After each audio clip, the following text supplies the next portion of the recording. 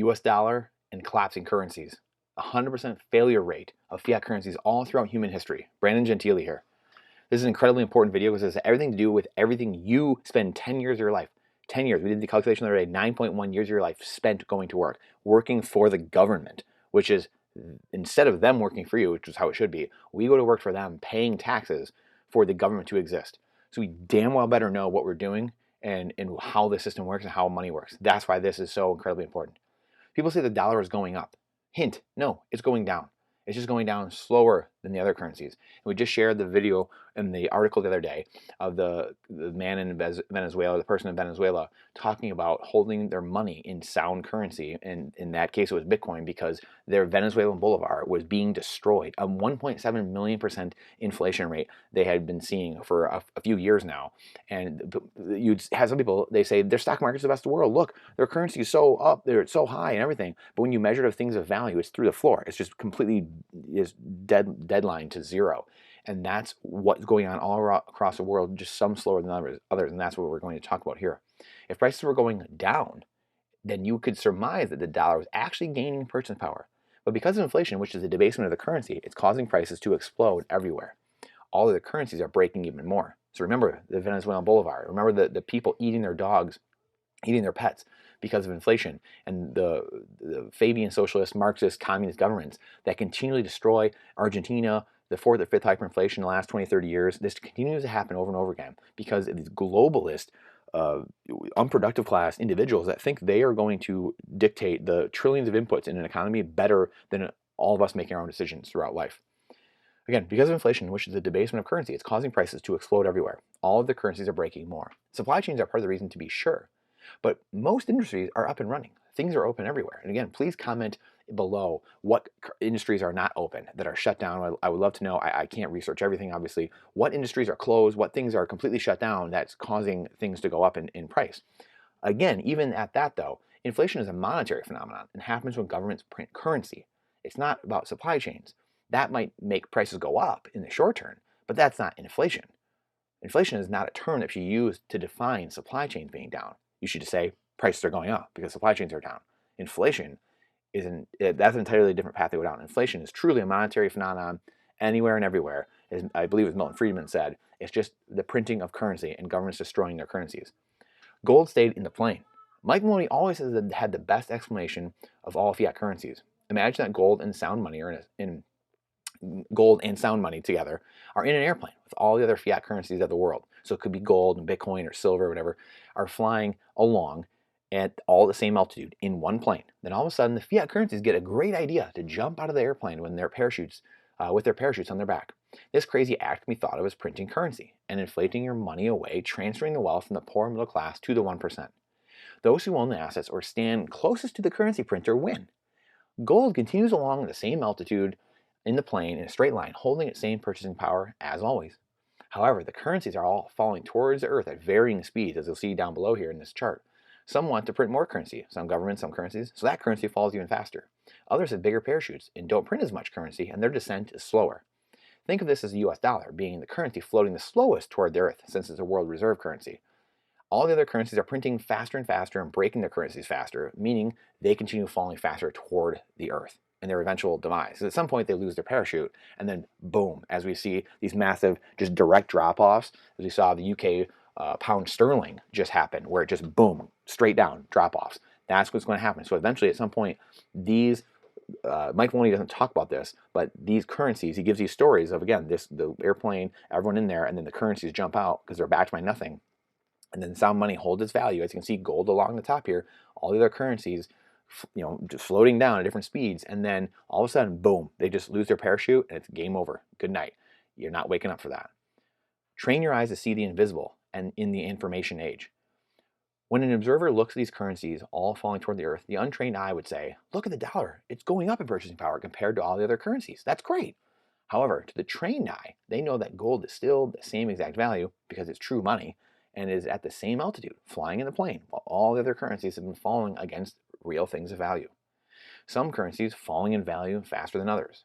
The US dollar happens to be the reserve currency of the world, so it generally falls slower in the macro than the other currencies do. At the end of the day, the 99% lose. Everything in the 99% life, the poor middle class, become more and more expensive, and the 99% are stuck holding the bet of the unproductive class, printing currency to enrich themselves, while the poor middle class are left to pay the dole through taxes and inflation. And again, I have a ton of videos on our YouTube, on our blog here about deflation and inflation, and then the taxes and inflation they use to pay off their disastrous policies that continually, just over and over again, societies get into this game of thinking they can just have their cake and eat it too. That's not how nature's laws work. As you could guess, this gives most people a lower and lower standard of living. Some might look at America and say, wow, look how great you've had it through the last few decades. You guys are crazy. You're crazy, Brandon. However, if we would have had sound money this entire time, I would bet anything that humans would have had even more progress and be even further technologically advanced and further down this road of life. Plus, the biggest threat we face because of monetary collapse and a rot gut of culture would not have happened on these fiat currencies. It doesn't happen, at least to this massive extent, when you're on sound money. So in the micro, over the course of a few decades, it looks great. But when you zoom out and look at the world, everything is collapsing in the macro. Humans are now descending into the depths of a fourth turning and cultural despair that we have not seen in 100 plus years. The WTF happened in 1971 is an incredible sight that shows all this insanity. Everything breaking, just ripping the system apart. In 1971, when we delinked sound money from fiat currencies, the number of attorneys, the number of doctors, the number of MBAs, the number of divorces, the number of children we kill in the womb, everything, number of people on welfare, whatever it is, the number of illegitimate children, everything just exploding when you delink sound money and you delink reality from money.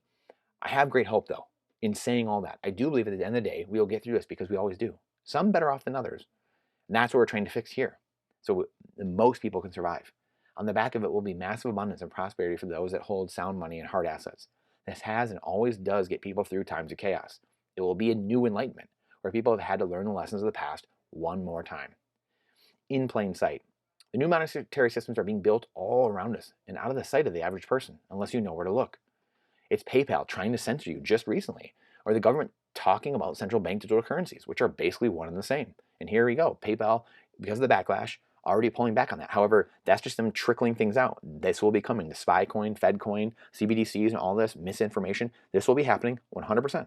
And they will continue pushing this out because that's the way they're going to control people. And this is their final solution. This is the way they think they're going to finally have everyone trapped. And maybe it is.